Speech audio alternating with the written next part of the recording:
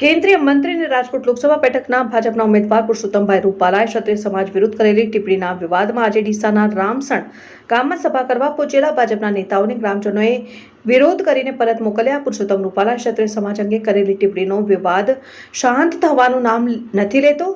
રાજ્યભરમાં ક્ષત્રિય રાજપૂત સમાજ દ્વારા સરકાર અને ભારતીય જનતા પાર્ટી સામે રીતસરનો મોરચો માંડ્યો છે અને પુરુષોત્તમ રૂપાલાની ટિકિટ પરત ખેંચવાની માંગ પર ક્ષત્રિય સમાજ અડગ રહ્યો છે, જેમાં ચૂંટણી નજીક આવતા હવે ભાજપના પ્રચાર સ્વભાવમાં પણ તેના પડઘા પડવા માંડ્યા છે.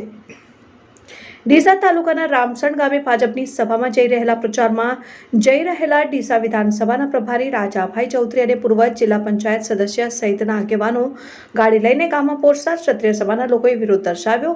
ભાજપના આગેવાનો ગાડી લઈને ગામમાં પહોંચ્યા ત્યારે ટોળું એકત્ર થઈને ગાડી પાછી વાળો, રૂપાલાના ઘરે જઈને કરજો મીટિંગ તેમ કહી પરત મોકલી દીધા હતા અને ક્ષત્રિય સમાજનો રોષ જોઈને આગેવાનોને પરત ફરવું પડ્યું હતું.